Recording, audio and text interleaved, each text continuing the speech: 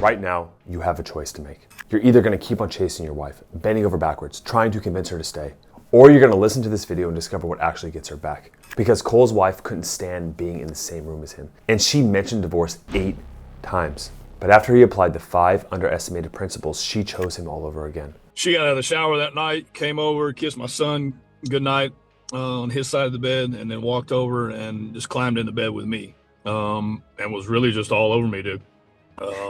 Telling me that she loved me and how much she had missed me, and it's pretty much been that way since, dude. We've been on fire lately. However, if you give me 14 minutes, I'll prove there's a way to lower her walls and restore her trust. The third principle transforms conflict into closeness every single time. Let's jump in. Cole is a 44-year-old man from Houston, Texas, former college football player, CrossFit competitor who made it to the CrossFit game. He built his own nutrition coaching business from scratch. By every single measure, he is a high-value man. So then why would his wife ever consider leaving him? I was very selfish during those years, and I had this dream and I had this thing that I wanted to do, and everything else kind of got pushed behind that, and my wife was part of that. That selfishness created distance between them. The distance made them vulnerable. You see, most of his nutrition clients were women. One of them got closer than she should have, until his wife found something on his phone she couldn't unsee. I'm a loyal guy, Josh. I mean, I've never cheated on my wife. But about 2 years ago, there was a younger girl. My wife and I were starting to have some issues. 2.5 years ago now, my wife found some pictures that this girl had sent me on our anniversary. I had gone out to grab some breakfast for us and came back, and shit hit the fan, dude. Nothing physical ever happened, but from that moment forward, the marriage was on borrowed time. Things were okay for a while, but his wife kept on trying to tell him something had to change. She was telling me, but I wasn't hearing it. She was, hey, I can't keep doing this. I can't keep having this same fight. I feel like I'm on a hamster wheel. Until one day, she stopped waving the flag altogether. And the woman who used to fight for his marriage made it clear she was done fighting. And I mean, we were level 0, -0, whatever you want to call it, man. She couldn't stand being around me. If I walked into the room, she would get up and leave the room. If I came home early, she would leave to go run errands, or, she'd go stay at her mom's house for a couple of days. The word he never thought he would hear in his own home. The word many men never think they would hear from their wife's mouth. Probably 8 or 10 times, man. Now, with the possibility of divorce on the horizon, Cole knew he had to stop guessing and get real answers fast. That's when he found the program. And what he did next is why we're still sitting here today. And as soon as I got in, man, I hit the ground running. Cole's wife came back after 5 months of doing these 5 things. Here's what they were. The first one stops the bleeding before anything else can work. Listen to Cole talk about it. I could tell that my wife at the time, she was done, man. So it was on me, you know what I mean? It was 100% on me to carry everything, and I hear a lot of the brothers, especially early on, guys that make mistakes, that are making mistakes, they look at that as a bad thing, or, they almost have resentment or anger towards their wife because they're not helping, or they're not trying, or they're not working. But, just being able to put that aside and realize that, man, this is where I am. I pretty much put myself here, and this is where I'm going to be. The man in the mirror does not lie. Now, in competitive CrossFit, there are 2 types of athletes after a bad performance. The first guy is the one who points to the judges, the standards, or the programming. And then there's the guys that go straight to the tape. They rewatch their reps, finding little small errors of how to increase their time by microseconds, fixing what's in their control. You see, Cole made it to the CrossFit Games. That's like the Super Bowl of that event. He knew which type of athletes get better. This man has extreme ownership. He takes full responsibility for his role and where his marriage is at right now. There's no asterisks. Most men fail to take responsibility because of all the resentment and pain. They point the finger at their wife saying, well, if she didn't do that, I wouldn't do what I did. It's easier to point a finger, but when you do, you have 3 pointing back at yourself. When you think and perceive that the problem lies with her, you're not going to focus on yourself and fix what makes her feel unsafe. And see, Cole, he tried to change before joining the program. He ramped up the physical affection. He thought that was the answer. She kept telling me, I want you got to change. And I tried, Josh, at the time. I just didn't know what I needed to change. But that's what happens when you try to fix the marriage without understanding what actually broke it. You grab at the wrong tools because you're working from the wrong diagnosis. Having extreme ownership forces you to see yourself the way she sees you. Once Cole got there, everything else became clear. if I'm going to be here, the way I looked at it is I've got two options. I can either give up and quit, which is I knew 100% without a shadow of a doubt that I didn't want to lose my wife or my family. So that wasn't an option for me. So my only other option was to stick in there, man, regardless of what it was. When you stop fighting the situation and you start working on a path forward, it gets simpler. I'm not saying easy, but it's simple, meaning the process is clear. And that clarity leads directly into this next principle. Because once you own the problem in yourself, you have to resist the urge to fix it the way most men do. And that urge, it's costing you more than you think. Here it is in Cole's words. Like my entire life with my wife was a covert contract, dude. Like I didn't do anything for my wife without expecting, or, even if it wasn't like I would expect some sort of reaction, or like I had some expectation that I had in my head that came from God knows where, that's just so unfair, man. Like she couldn't win. Now there's a book called No More Mr. Nice Guy by Dr. Robert Glover. He describes what we call a covert contract, or an unspoken deal that you make with someone else without their knowledge. For example, you do something nice and she's supposed to respond a certain way. So if you back off, she's supposed to come to you. So as an example, if you do a bunch of chores around the house, she should be happy when she comes home. Yet here's the kicker, she never agreed to any of it. And when she doesn't deliver on the indirect promise you made in your head, your resentment builds, you get contempt because you've been keeping score in a game she didn't even know she was playing. And then what happens over time? Being around you, it starts to feel exhausting because she can't predict you. You get upset for no reason. She doesn't understand. You disconnect from her, okay? And she doesn't know what to do about it. And Cole lived this for years without recognizing it. But the practical fix is to simply audit your giving. This means next time you do something for her, just ask yourself honestly, am I doing this because I actually genuinely want to, with no need of anything in return? Or am I expecting a reaction? Am I expecting something from her? If there's an expectation attached, drop it or don't do it. I mean, this goes down to the smallest level of even sending a text, okay? When you type that into your phone, do you need a response from her? Other than logistical stuff, of course, like asking about the kids or the bills or whatever. But when it comes to the relationship stuff, are you being needy in your messages? Once Cole dropped the contracts, the neediness that came with them had to go too. That meant no more pushing for conversations or pressure to resolve things. I didn't initiate another conversation. In terms of us and what was going on with us, obviously she did, and pretty much in every one of those conversations, that's where she went with, that's where the conversation ended. Now she never did pursue that any further than words, but those were the words that I heard for a solid probably 3.5 months or so, 3.5, 4 months. 3.5 months of hearing the D word without chasing or pushing for resolution. I know every instinct inside of you tells you to fix it now, to talk it out with her, but her subconscious is scanning for pressure, things that make her feel unsafe from your behavior. And the moment she feels that need, the walls go back. She pushes you further away because she needs to feel safe. So Cole, like many men in our program, learned to sit with the discomfort and the unknown. And what happened next tells why that worked.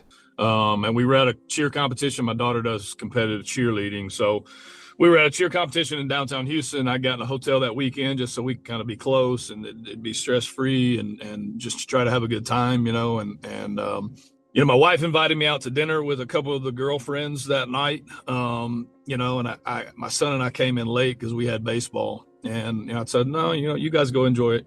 Go have a good time with the girls. I'm just going to hang out here at the bar. There was a couple of guys that I knew. And so, I'll walk over to the venue when it's time for my daughter to compete. And I did. So, I just giving her room to breathe, man, just helped a ton. No expectation or contract. He just gave her the night and showed up for his daughter. And of course, his wife noticed. So that night she was introducing me to a lot of different people. And, this is my husband. And she hadn't really been doing that a lot. At all, She started claiming him in public again, simply because the pressure was now gone. Now Cole made one more quiet decision. That was the icing on the cake.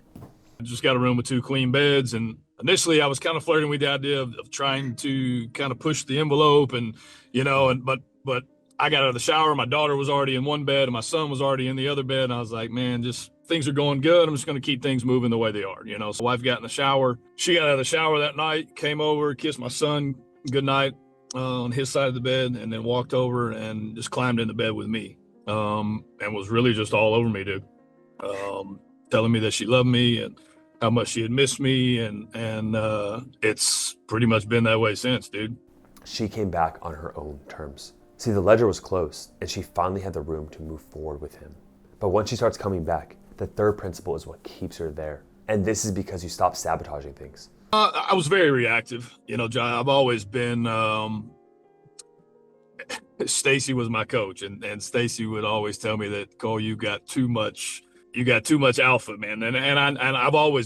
I've just always been very just combative, honestly, Josh. With more so toward men, you know what I mean? But just always very quick to get in someone's face or to start an argument or whatever. And I realized, I did some of that with my wife. You know what I mean? Not anything physical or anything like that, but just being very combative, just difficult to deal with, man. Very controlling in every aspect, very demanding.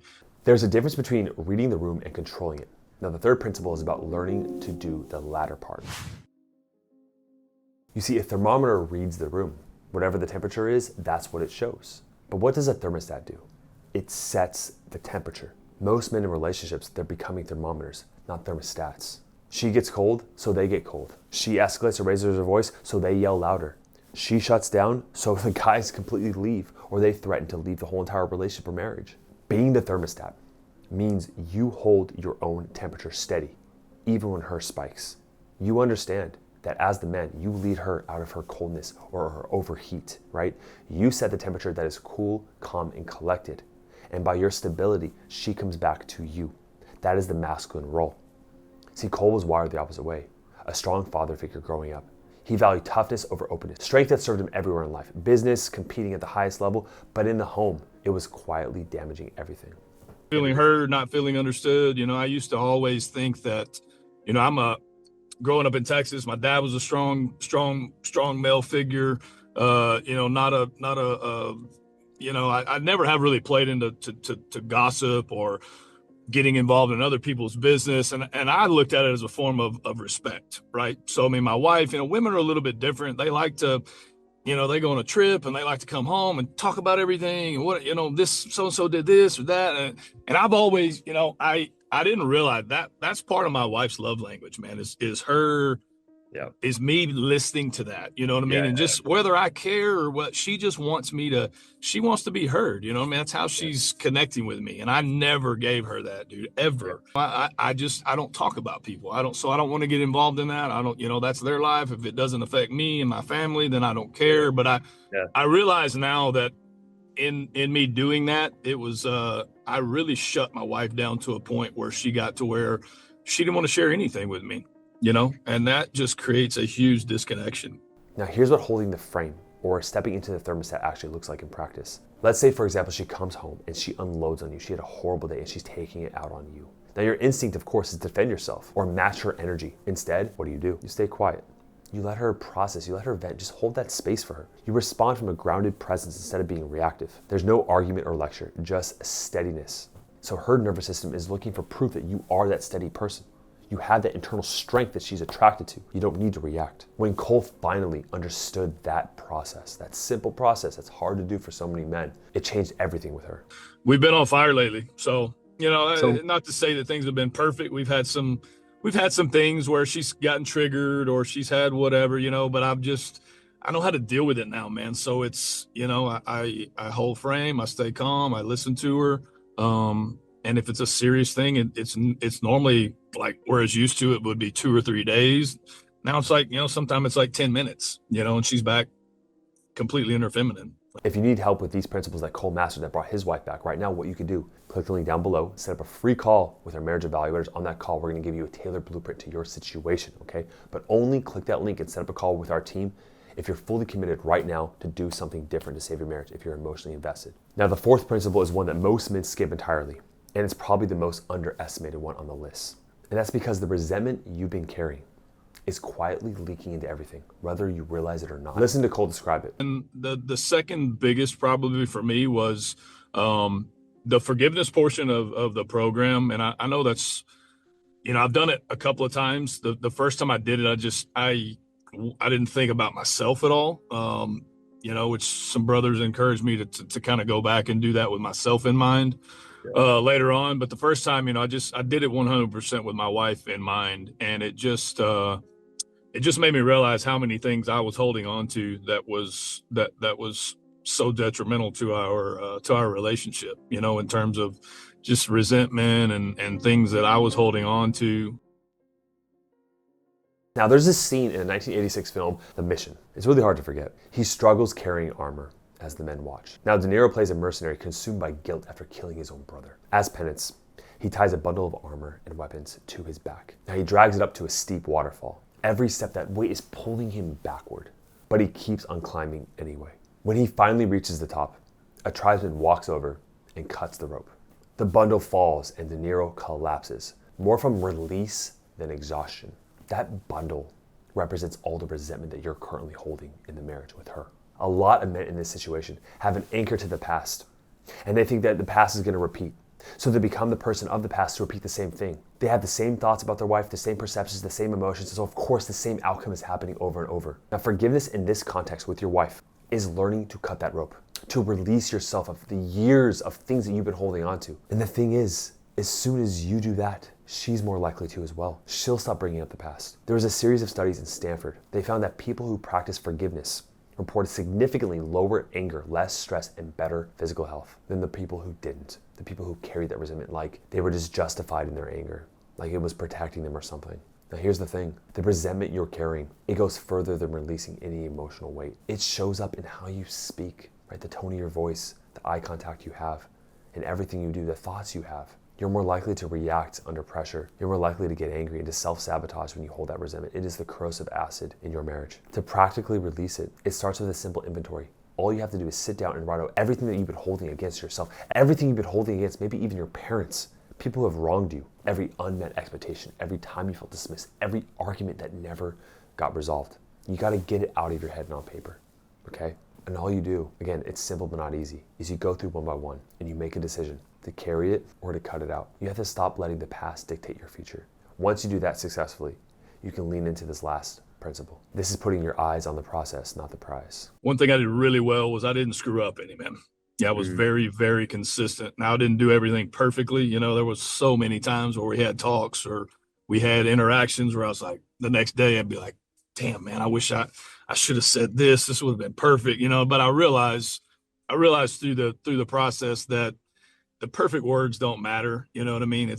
And I knew that early on for me, for sure, the action, because my words didn't mean anything.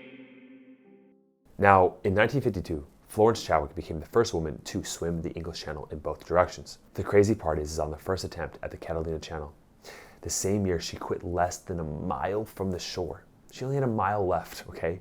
The fog was so thick that she couldn't see the land, right? She was so close, but she didn't realize it. Because the cold didn't stop her, the sharks circling her didn't stop her. She told reporters after, if she could have seen the shore, she would have made it. So 2 months later, she tried again. There was the same fog, the same cold, the sharks were also still there. But this time, she kept on going because she focused on one stroke after another, not the destination that she couldn't see. That's exactly the position you're in right now. You can't see the shore. You can't see a guaranteed outcome with her. Your wife is cold, she's distant, she's saying things she's never said before. You think that she is completely serious and that this time it is different. You feel hopeless and lost. I get that.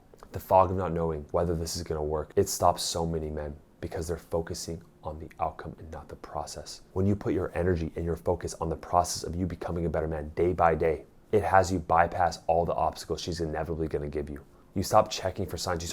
You stop wasting all this energy and stress, analyzing every text, every emotion, every thought, and every word she says, okay? Because she's gonna go back and forth. And if you rely on her reactions, you're gonna give up.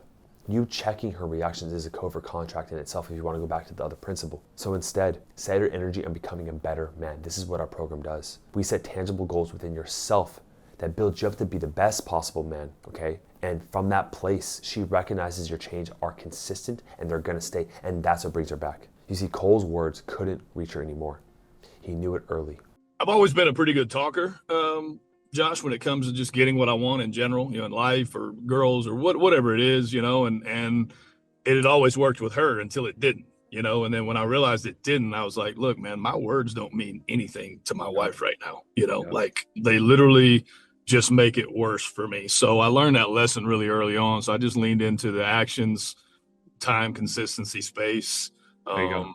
And it did wonders for me. He stopped trying to talk his way back and started living his way back. And about a month before that December night at the hotel, something started to change, quietly without announcement. I could see a little softening in her.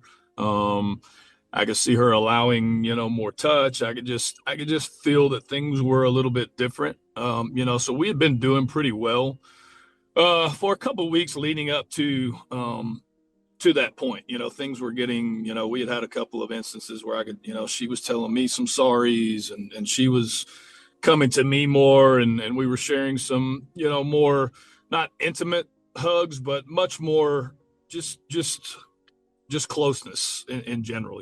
There was just a real energy shift between the two of us. That's what the process produces when you stop watching for it. She starts moving toward you on her own terms, slowly at first, but then all at once. 5 months of consistent, quiet work, 5 principles applied every day, and even when the fog is thick and the shore is invisible. Now, if you want another great video of another man who saved his marriage in our program where it seemed impossible, click right here. Again, set up a call with our team down below if you need additional support. We got you. Take care.